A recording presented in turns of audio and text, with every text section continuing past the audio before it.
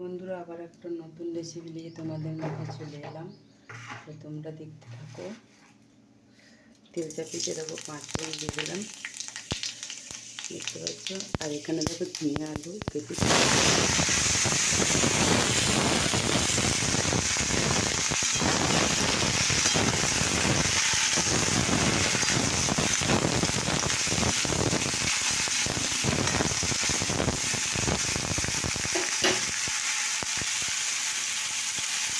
তোমরা দেখতে থাকো।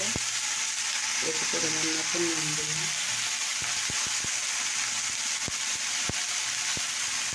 পরিমাণ মতো হলুদ দিলাম,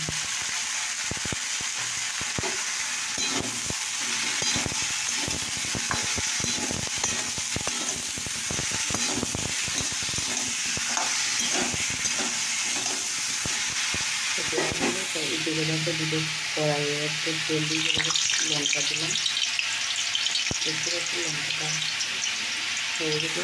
আগে দিকে আলু কাটা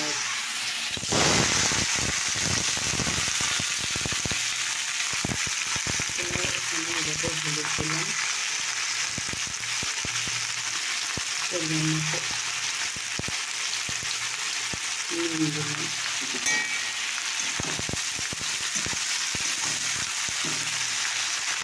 তো দেখো বন্ধুরা কষা হয়ে গেছে। এবার আমি জল দিয়ে দিলাম।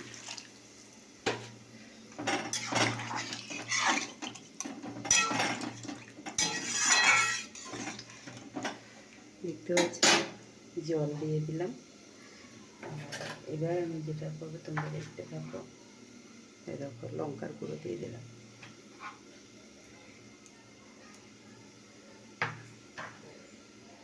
এবার আমি ঢাকা দিয়ে দেবো।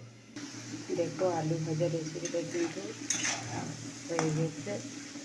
তো তোমাদের এই রেসিপিটা কেমন লাগবে?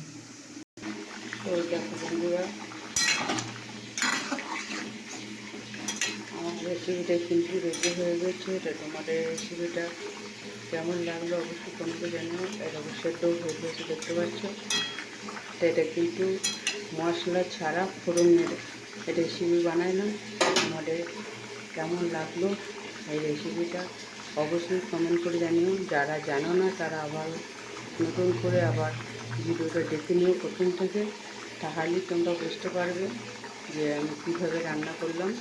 তেল 5 ফোড়ন তো দিয়েছি, তারপরে তেল পাঁচফোড়ন দেওয়ার পর ঝিঙে আলু কাটা ছিল ওটা দিয়ে দিয়েছি, দিয়ে তারপরে নুন হলুদ দিয়ে একটু নাড়াচাড়া করে ভেজে গিয়ে তারপরে খানিকক্ষণ নাড়াচাড়া করতে হবে। তারপরে ভেজে গিয়ে জল ঢেলে দিয়ে একটু সামান্য লঙ্কার গুঁড়ো দিয়ে দিয়েছি, যেমন ঝাল খাবো। তো তোমাদের রেসিপিটা কেমন লাগলো অবশ্যই কমেন্টে জানিও।